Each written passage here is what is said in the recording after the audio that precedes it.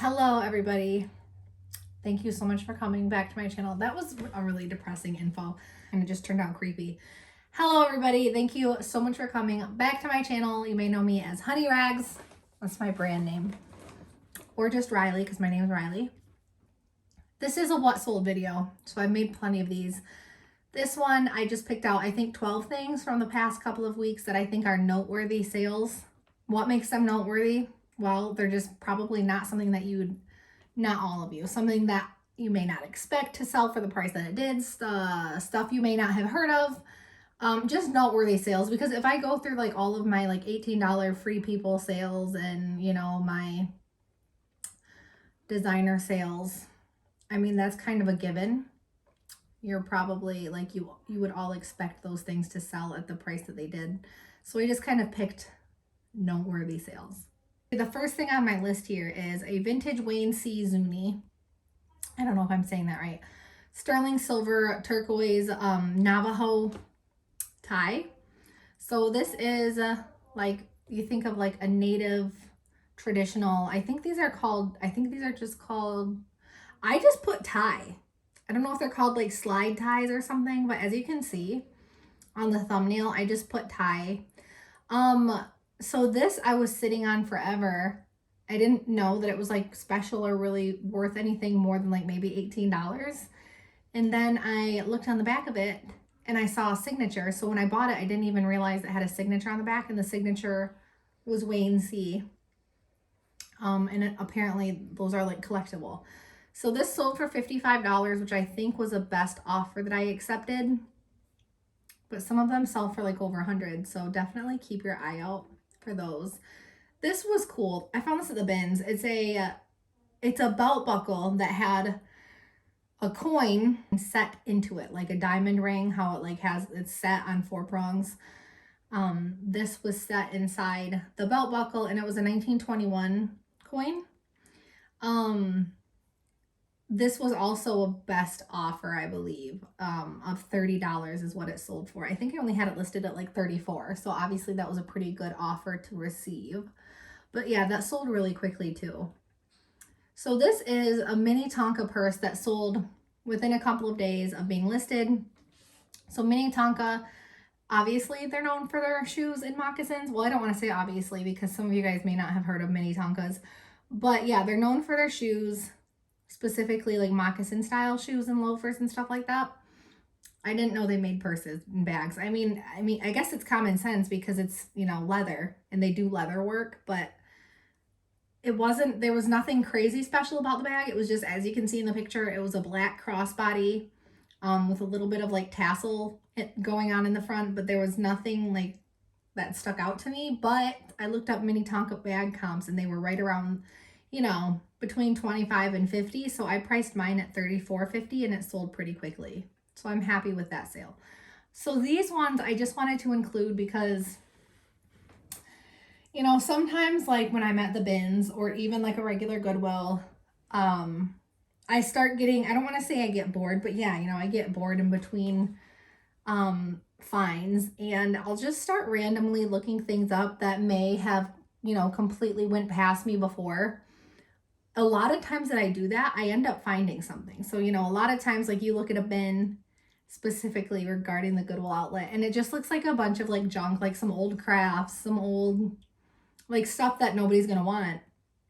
But every once in a while, I'll kind of just go through it. You can always learn something new. And I picked up these craft doll heads. Now, craft doll heads are a dime a dozen. Like anytime I go into a mom and pop thrift shop, I can find 70s doll heads. Like crafting in the 70s and 80s was like nutso. I mean, it is today too, but it's not hard to find vintage craft supplies at all.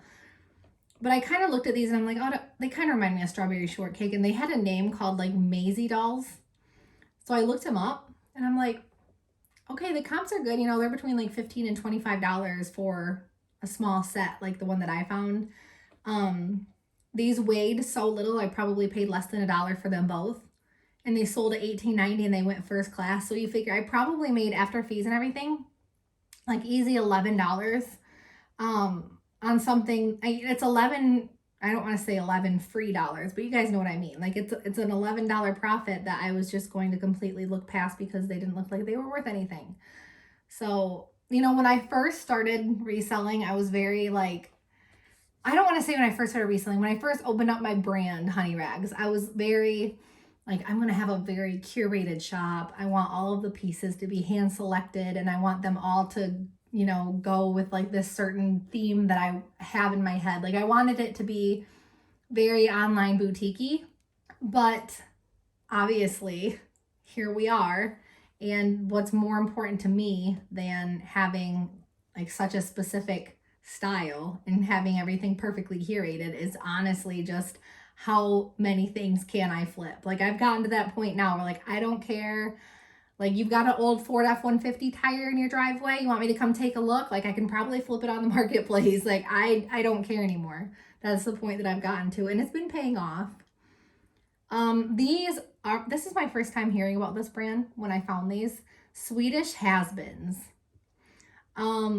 They're just lightweight wooden shoes. Reminds me of like a Dutch shoe because of the wooden, you know, bottom.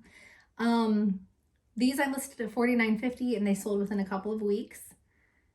It just said has-beens. There wasn't anything remotely super fancy about these, right? Like they felt like decent quality, but there wasn't anything that really stuck out to me except just the fact that they had this wooden bottom. So I looked up the brand and I'm like, So keep your eye out for has-beens.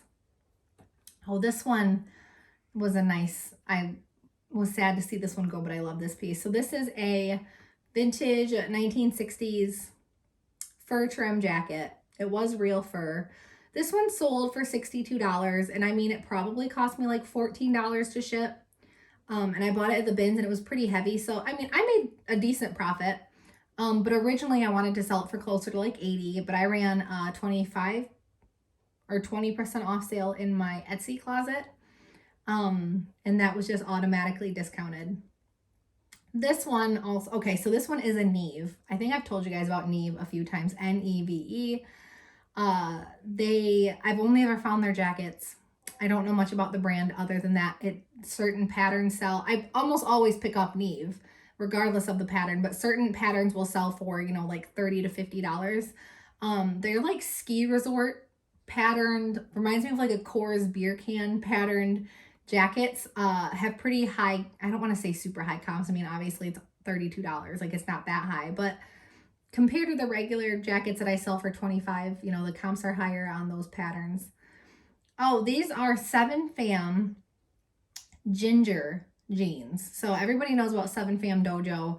I always have good luck also with the ginger, which is the name of the style, and A pockets. So A pocket, ginger, and Dojo, 7 Fam, 7 for All Mankind I usually will pick up.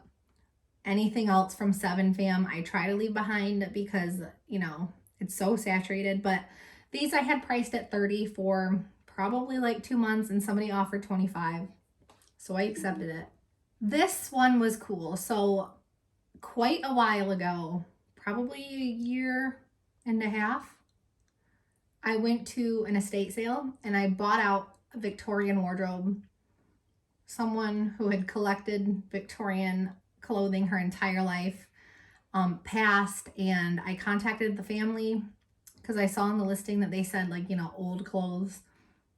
And I drove like 2 hours to go. I just bought everything that they had.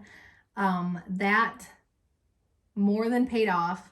This was one of the last pieces that sold. So I was sitting on this one for a while and I'm shocked. It's a Victorian. I don't think this is Edwardian. It's possibly Edwardian, but I date this between 1890, like pre-1910. It was a silk jacket. Very steampunky. I gotta stop just adding E at the end of my words. But this I had listed at $177 and it was on Etsy and someone bought it at $140 after my shop discount. So still a good flip. I'm surprised that I sat on it as long as I did. I think that's a very special piece and I'm glad that it finally sold. This is so they bundled 2 things. The person who bought that Victorian jacket, they bundled it with this very different as far as style and age. 1970s Wrangler jacket. So this is like Sherpa lined. 1970s Wrangler. See, I mean, it obviously it's not, you know, as sought out as 1970s Levi, but people will still buy pieces like this. Had this been not lined with Sherpa, I probably would have only listed it at like 25. But because it had that Sherpa lining, I think I had it listed around 50, but obviously this was also bought with a shop discount because that was bundled. This sold for $29 and I only had it listed for a couple of weeks. It's a really early 1990s. I'm crinkling as I talk to you guys because I have potato chips. I'm trying to be sneaky, but I'm sure they're actually in the action shot anyway. Really early 1990s with like the really high cutout waist, bottom, lingerie set. This one was special because it was like lined with pearls at the top. It had a really nice framed, I don't want to say framed, I guess it was kind of framed bodice.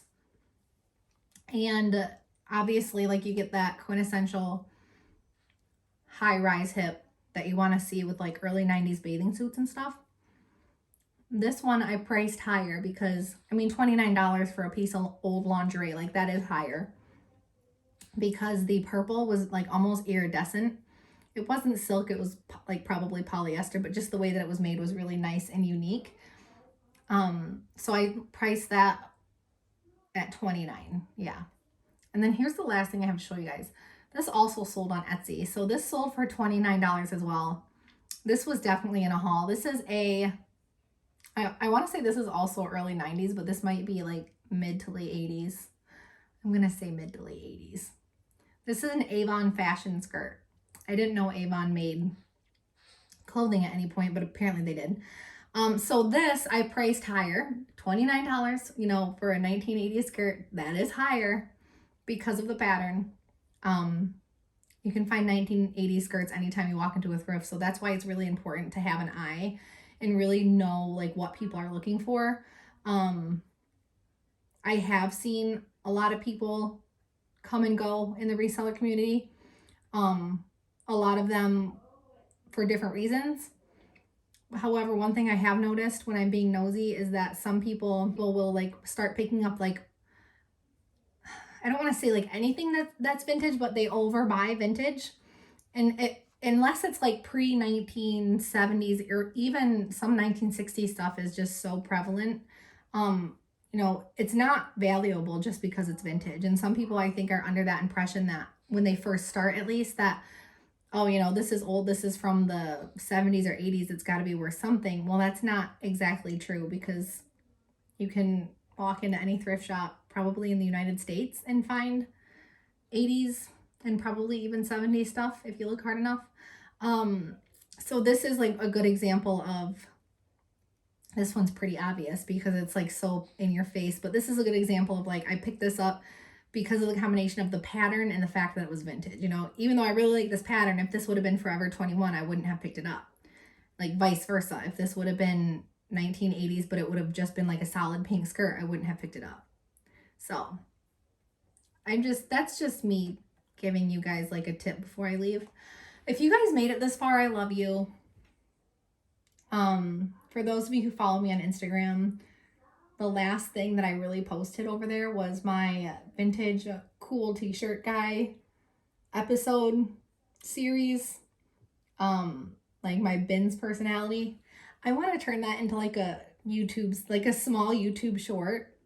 So let me know what you guys think about that. Cause like it was a hit. And I was literally like, I had my 6-year-old tape it. Like I didn't think it was going to be anything special, but it was a hit. You guys loved it. So let me know what you think about that down below in the comments. I'm going to let you guys go. Thank you so much for watching. As always, I'm going to leave a link down below in the description to my Instagram, honey.rags. And from there, you can go to my website, check out my Facebook, and there's some other links on there. As always, thank you so much for watching. Happy selling, happy thrifting, and stay safe.